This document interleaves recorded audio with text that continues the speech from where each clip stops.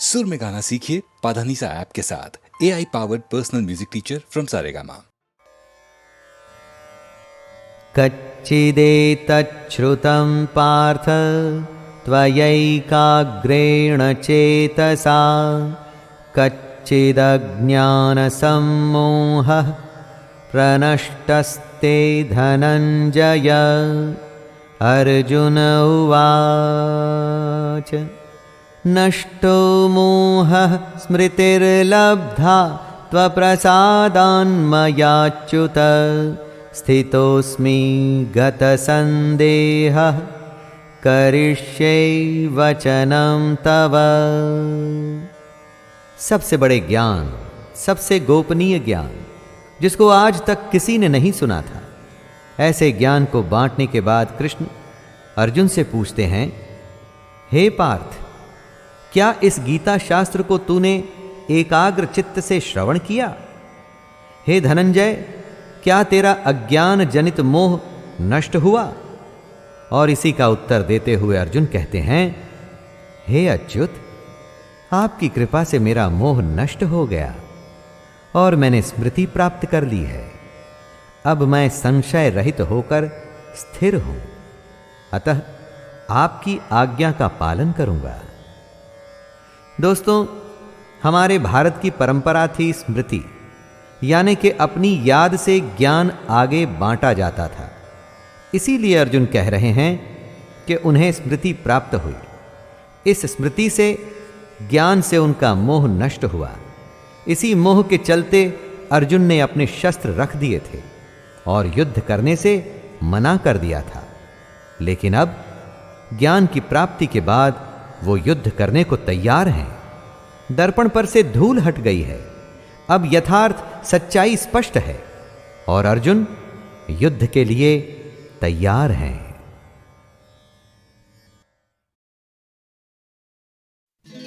ओ सोनाली,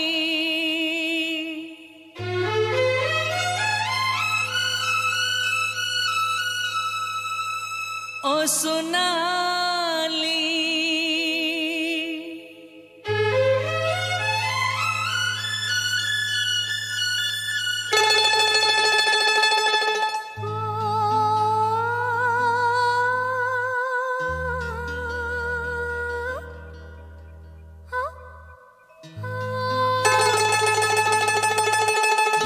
मेरे प्यार की आवाज पे चलियाना, ओ चलियाना।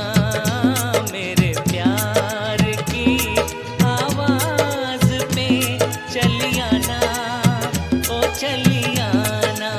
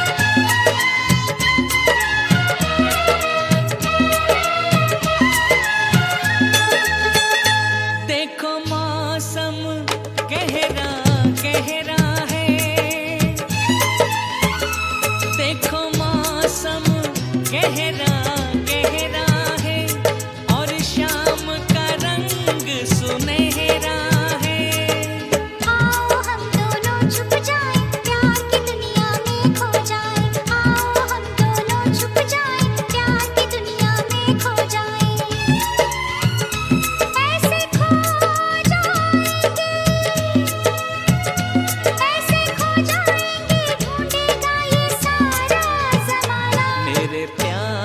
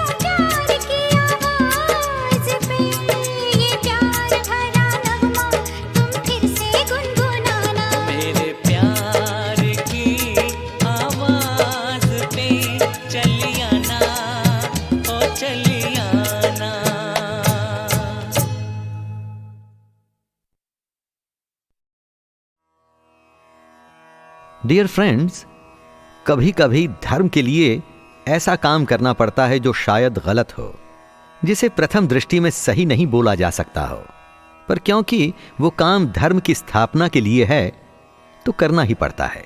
पर गलत तो गलत होता है, चाहे कोई भी करे, फिर उस गलत के लिए दंड भी भुगतना पड़ता है। मैं शैलेंद्र भारती आज की हमारी मत्स्य पुराण की कथा उसी बात को और संकेत कर रही है वही सुना रहा हूं, जिसमें हमको ये पता चलेगा कि विष्णु जी, जी हां, विष्णु जी को क्यों 7 बार मनुष्य योनि में जन्म लेना पड़ा, और ऐसा हुआ था एक शाप के कारण। सबसे बड़ी बात जो आप समझ और सीख सकते हैं कि एक भयंकर काम को करते हुए वो जान रहे थे कि वो कितना गलत काम कर रहे हैं।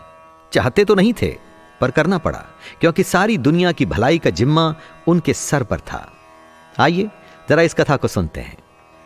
दोस्तों, ये तब की बात है जब असुरों और देवताओं में एक प्रकार की युद्ध संधि चल रही थी। असुरों के गुरु शुक्राचार्य ही ने दैत्यों को सलाह दी थी कि वो कुछ समय के लिए शांत हो जाएं और वन में जाकर ऋषियों के जैसे तप करने लगें। ऐसा तब तक होना था जब तक शुक्राचार्य महादेव शिव से वो मंत्र नहीं प्राप्त कर लेते जो असुरों के लिए युद्ध में जरूरी था। दैत्यों ने अपने गुरु शुक्राचार्य की बात मान ली और उनके आश्रम में चुपचाप रहकर वनवासियों और ऋषियों की तरह जीवन बिताने लगे। देवता भी इस सिस्टम से खुश हो गए। शुक्राचार्य जी शिव जी के पास पहुंचे। सच्चे मन से उन्होंने अपनी बात रख दी। देव, मैं देवताओं के पराभव तथा असुरों की विजय के लिए आपसे उन मंत्रों को जानना चाहता हूं जो बृहस्पति के पास नहीं है। ऐसा कहे जाने पर महादेव जी ने कहा, भार्गव, तुम्हारा कल्याण हो, इसके लिए तुम्हें कठोर व्रत का पालन करना पड़ेगा। यदि तुम पूरे 1 सहस्त्र वर्षों तक नीचा सिर करके कनौ के धुएं का पान करोगे, तब कहीं तुम्हें उन मंत्रों की प्राप्ति हो सकेगी। कनौ और उसका धुआं क्या है, यह कहना जरा कठिन है, पर एक यक्ष आग में कुछ डाल इस धुएं को करता रहता था। भृगुनंदन शुक्र ने महादेव जी के चरणों का स्पर्श किया और कहा, ठीक है देव, मैं वैसा ही करूंगा। भृगुनंदन यानी कि भृगु जी के बेटे शुक्र इस व्रत को पूरा करने में लग गए। तब शुक्राचार्य इस धुएं को उत्पन्न करने वाले कुंडधार यक्ष के पास गए। यहीं पर यह धुआं होता था। अब यह जगह महेश्वर में है, और इस तरह से शुक्राचार्य जी ने अपना व्रत आरंभ किया। यह बात किसी से छुप नहीं सकती थी कि शुक्राचार्य जी शिव जी से मिल के आए हैं और असुरों की जीत के लिए भयंकर तप में लग गए हैं। देवता समझ गए कि उनके साथ कूटनीति की गई है, क्योंकि दैत्य अभी वीक हैं तो वो समझदारी दिखाकर वन में तपस्या कर रहे हैं, पर ऐसा है नहीं। वो तो शुक्राचार्य जी के मंत्र के साथ वापस आने की प्रतीक्षा में है। देवताओं ने दैत्यों पर आक्रमण कर दिया। दैत्य ने भोला बनते हुए देवताओं से विनती की, देवगण, हम लोगों ने शस्त्रास्त्र रख दिया है, आप लोगों के द्वारा हमें अभयदान मिल चुका है। हमारे गुरुदेव इस समय व्रत में स्थित हैं। ऐसी परिस्थिति में अभयदान देकर भी आप लोग हमारा वध करने की इच्छा से क्यों आए हैं? पर देवता अब की बार झांसे में आने वाले नहीं थे। उन्होंने दैत्यों को मारना शुरू कर दिया। जब दैत्यों को कुछ भी समझ नहीं आया तो वे दौड़ करके शुक्राचार्य जी की मां की शरण में गए। शरण में आए की रक्षा तो करनी ही थी, और ऊपर से दैत्य दुर्बल भी थे। उन्हें देख शुक्र जी की माता को तरस आ गया। वो क्रोध में आ गई और देवताओं से बोली, मैं अभी तुम लोगों को इंद्र रहित कर देती हूं। अब देवताओं के भागने का समय था। वो भागकर विष्णु जी के पास पहुंचे। देवगणों को अपने पास भागकर आया हुआ देखकर भगवान विष्णु ने इंद्र से कहा, सुरश्रेष्ठ, तुम्हारा कल्याण हो, तुम मेरे शरीर में प्रवेश कर जाओ, मैं तुम्हें यहां से अन्यत्र पहुंचा दूंगा। ऐसा कहे जाने पर इंद्र भगवान विष्णु के शरीर में प्रवेश कर गए। शुक्र जी की माता ने जब देखा कि इंद्र विष्णु जी के भीतर चला गया है और सेफ हो गया है, तो वो गुस्से में आ गई और बोली, ये मैं संपूर्ण प्राणियों के देखते देखते विष्णु सहित तुमको बलपूर्वक जलाए देती हूं। तुम दोनों मेरे तपोबल को देखो। सोचिए दोस्तों, जरा सोच के देखिए कि शुक्र जी की मां विष्णु जी को जलाने जा रही थी, यानी उनका तपोबल कैसा होगा। तब इंद्र ने विष्णु जी से कहा कि अगर विष्णु शुक्र जी की माता को मार नहीं डालते तो उनको अपने प्राणों का खतरा है। विष्णु जी धर्म संकट में आ गए। एक ओर यह देवी असुरों का साथ देकर दुष्ट काम कर रही है और स्वयं विष्णु को मार देना चाहती है, परंतु दूसरी ओर विष्णु जी एक नारी को कैसे मारें? नारी अवध्य होती है, यानी कि नारी की हत्या नहीं की जा सकती। पर क्या कोई उपाय था? नहीं था। दुखी मन से विष्णु जी ने अपना सुदर्शन चक्र बुलाया और शुक्र जी की मां का वध कर दिया। कुछ समय के बाद जब भृगु जी आए और उन्होंने अपनी पत्नी के कटे हुए सर को देखा तो हैरान रह गए। उन्होंने उसी समय विष्णु जी को शाप दे दिया। वे बोले, स्त्री अवध्य होती है, इस धर्म को जानते हुए भी तुमने मेरी भार्या का प्राण हरण किया है, अतः तुम मृत्यु लोक में 7 बार मानव योनि में जन्म धारण करोगे। विष्णु जी सब जानते थे, वो एक नारी को कैसे मार सकते थे, परंतु नारी अधर्म कर रही थी, फिर भी नियम तो नियम था कि नारी अवध्य होती है। आपको ये बात भी बता दें कि भृगु जी ने अपने तप से अपनी पत्नी को फिर से जीवित कर दिया, लेकिन विष्णु जी ने उनके दिए शाप को स्वीकार कर लिया। दोस्तों, बहुत से ऐसे काम होते हैं जो धर्म के लिए करने पड़ते हैं।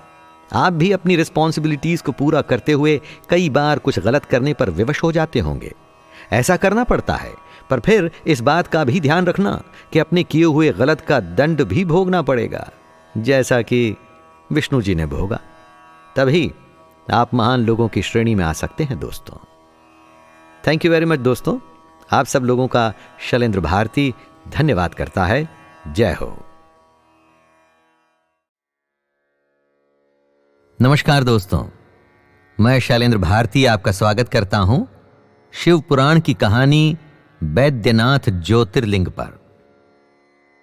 दोस्तों, क्या कोई दुष्ट और दुराचारी भगवान के नाम पर ऐसा स्थान बना सकता है जिसकी कि युगों युगों तक पूजा होती रहे? जी हां, यह बिल्कुल संभव है।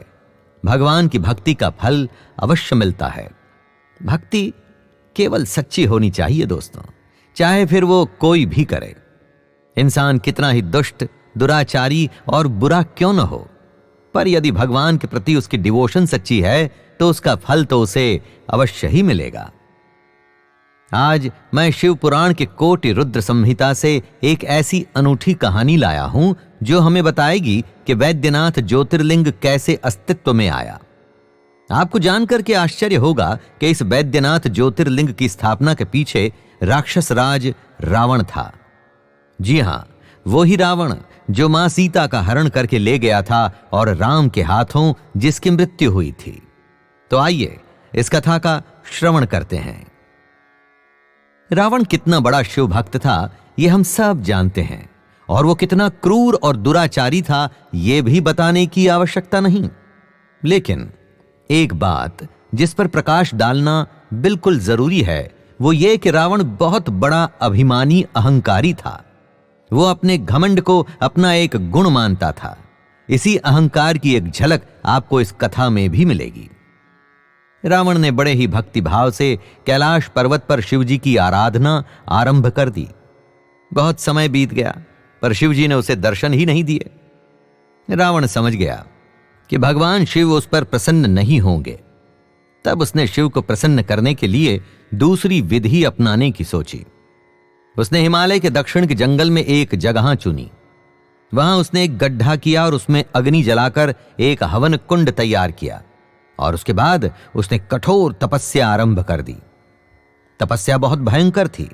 जब गर्मी होती तो वो पंचाग्नि के बीच में बैठकर शिव की स्तुति किया करता, और यदि वर्षा काल आरंभ हो जाता तो भी वह खुले में ही सोता, और जब शीतकाल आता तो वो आकंठ यानी कि गले तक जल में खड़ा होकर शिव की आराधना करता।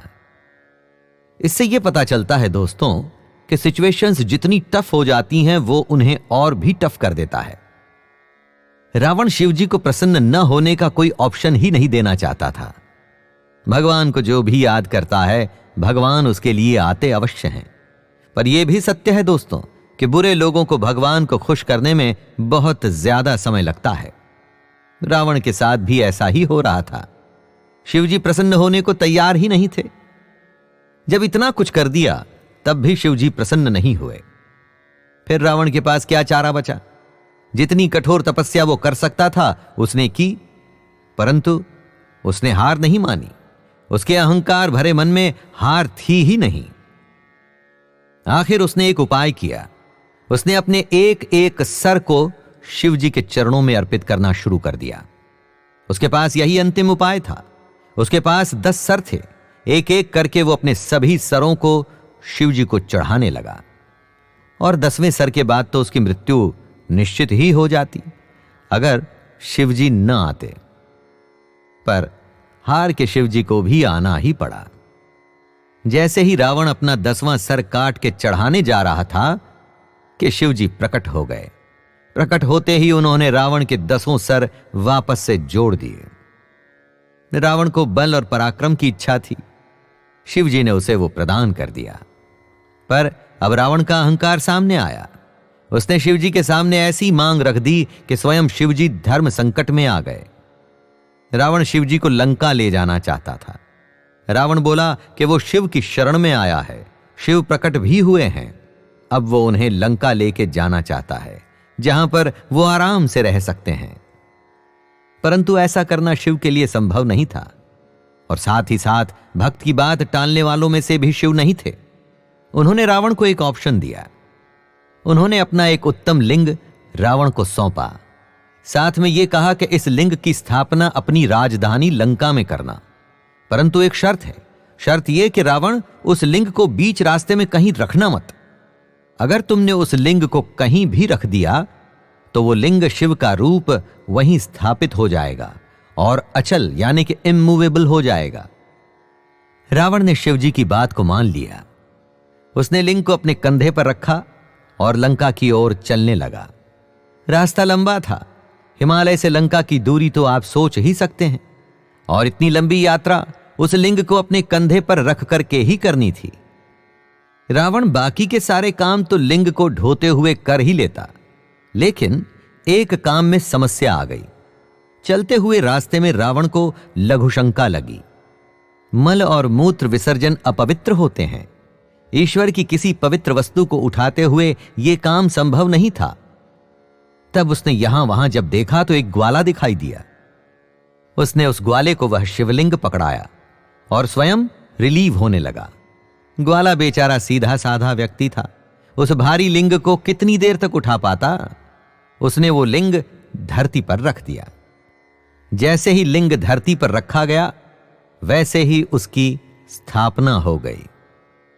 अब वह लिंग अपनी जगह से हिल नहीं सकता था। यही वो ज्योतिर्लिंग है दोस्तों, जिसे हम आज वैद्यनाथ के नाम से जानते हैं। रावण ने बहुत प्रयास किए, परंतु वो मणिमय लिंग धरती पर स्थापित हो चुका था। हार कर रावण को अकेले ही अपनी लंका को वापस जाना पड़ा। दोस्तों, अपने अहंकार के चलते हो सकता है कि आप बहुत कुछ अचीव कर लें, शायद भगवान को भी प्रसन्न कर लें, पर यदि आप प्रकृति या भगवान के बनाए हुए नियमों की अवहेलना करेंगे, उन्हें इग्नोर करेंगे, आप सोचेंगे कि आप बहुत बड़े हैं, आपका कोई कुछ बिगाड़ नहीं सकता, तो उससे कुछ नहीं होगा। दोस्तों, अपने काम के लिए आज जो भी एफर्ट करेंगे उसका फल तो अवश्य मिलेगा। रावण को भी वरदान मिले थे, परंतु फिर एंड में क्या हुआ? अहंकार में कभी भी ईश्वर की बताई बातों को इग्नोर मत कीजिएगा। कोई कितना ही बड़ा हो जाए, परम पिता से बड़ा कोई नहीं। तो देखा दोस्तों, किस तरह अहंकार आपके जीवन को बर्बाद कर सकता है। इसीलिए हमें अपने जीवन में से अहंकार का त्याग कर देना चाहिए। तो आज्ञा दीजिए अपने दोस्त शैलेंद्र भारती को। धन्यवाद। प्यार से दिल भर दे, नहीं नहीं हम पे करम कर दे, कभी नहीं, प्यार से दिल भर दे, हम पे करम कर दे, कभी नहीं, वरना हम मर जाएंगे ओ जालिम, नाम तेरा ले ले। हाय अल्लाह, छोड़ मेरी राहें, नहीं नहीं छोड़ मेरी बाहें, कभी नहीं, प्यार तुझे मांगे न मिलेगा, जान ले ले ले। अल्लाह अल्लाह, प्यार से दिल भर दे, नहीं नहीं, हम पे करम कर दे। कभी नहीं,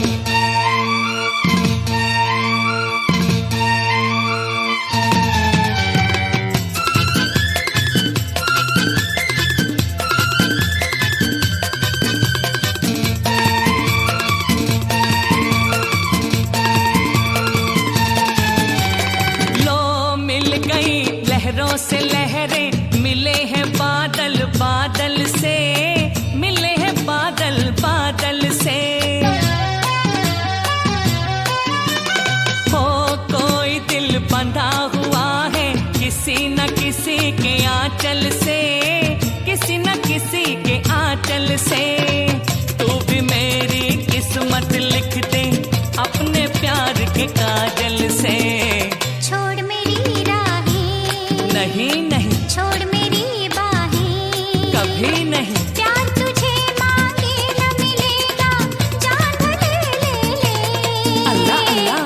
प्यार से दिल भर दे, हम पे करम कर दे। कभी नहीं।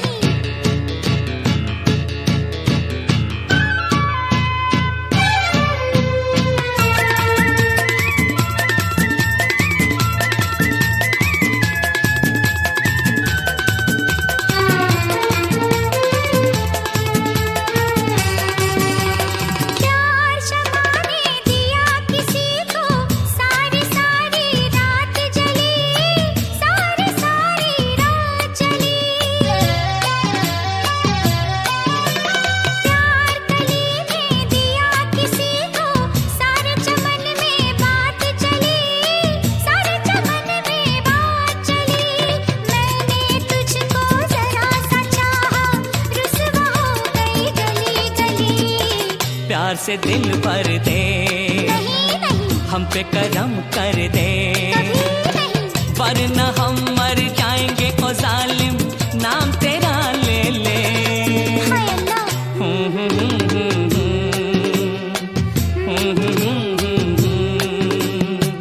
आहा हा हा हा, आहा हा हा हा, आहा हा हा हा, आहा हा।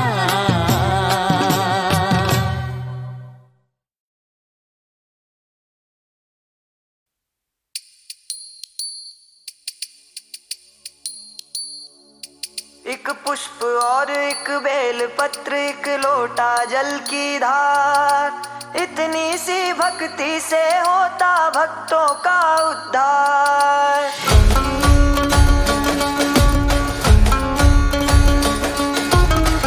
योगी मुनि सब ध्यान लगावे, नारद शारद भी शीश नवावे। शीश नवावे। शिव शंभू शंकरा भोले, शिव शंभू शंकरा भोले।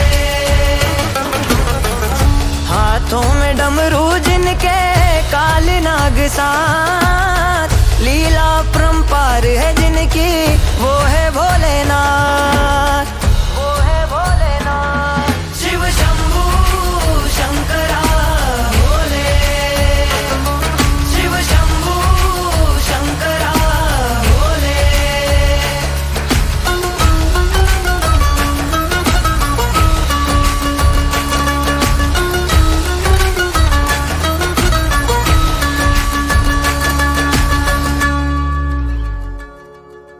शंकर सबके संकट हरते, बाधाओं को दूर वो करते। शंकर सबके संकट हरते, बाधाओं को दूर वो करते। नाम है ऊंचा देवों में इनका, वंदना करते इनकी देवी देवता। देवी देवता। एक पुष्प और एक बेल पत्र, एक लोटा जल की धार, इतनी सी भक्ति से होता भक्तों का उद्धार। शिव शंभू शंकरा भोले, शिव शंभू शंकरा भोले। हम सबके संकट हारी, हम सबके आप ही स्वामी। जय जय जय अनंतकारी, जय जय जय जय अविनाशी। जय जय जय अनंतकारी, जय जय जय जय अविनाशी। शिव शंभू शंकरा भोले, शिव शंभू शंकरा भोले।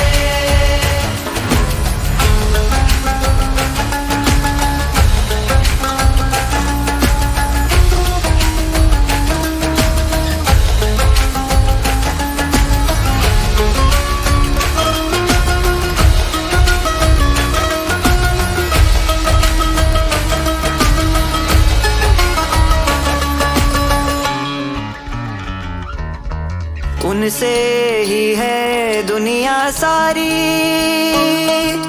सृष्टि के हैं वो पालनहारी। से ही है दुनिया सारी, सृष्टि के है वो पालनहारी। योगी मुनि सब ध्यान लगावे, नारद शारद भी शीश नवावे। शीश नवावे। एक पुष्प और एक बेल पत्र, एक लोटा जल की धार, इतनी सी भक्ति से होता भक्तों का उद्धार। शिव शंभू शंकरा भोले, शिव शंभू शंकरा भोले। शिव अनंत और सत्य ही शिव है, शिव भगवंत अनादि शिव है, शिव ही शक्ति शिव से भक्ति।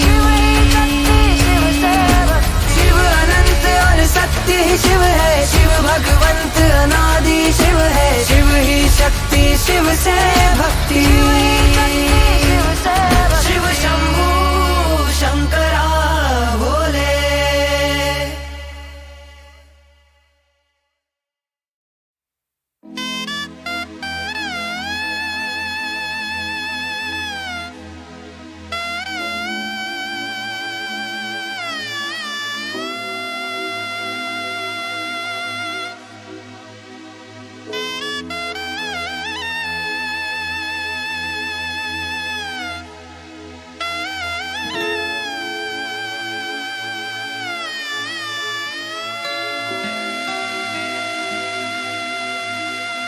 मैं वारी वारी जाऊं, मैं वारी वारी, मैं वारी वारी जाऊं, मैं वारी वारी, बलिहारी वारी जाऊं, मैं वारी वारी, मैं वारी वारी जाऊं, मैं वारी वारी।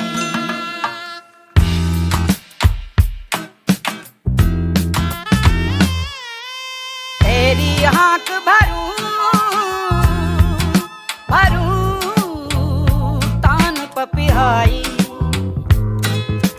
तेरी हाँक भरूं भरूं तान पपिहाई। एक पाँव पे उछल मरूं मरूं प्राण उत्साही,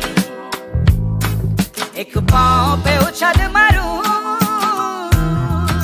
मरूं प्राण उत्साही। ओ जो गण बन बन झूमूं, बहरा गण बन बन, जो गण बन बन झूमूं, बहरा गण बन बन। खोल दुशाला चकराऊं, इतराऊं बंधन, हे मैं वारी वारी जाऊं, मैं वारी वारी, मैं वारी वारी जाऊं, मैं वारी वारी, बलिहारी वारी जाऊं, मैं वारी वारी, मैं वारी वारी जाऊं, मैं वारी वारी।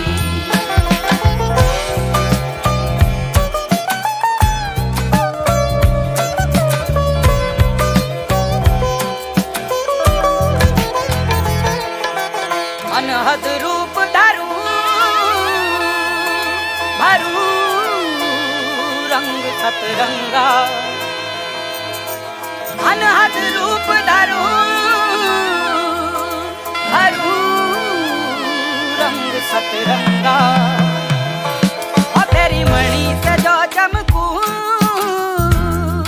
दमकूं, मिटे सब शंका।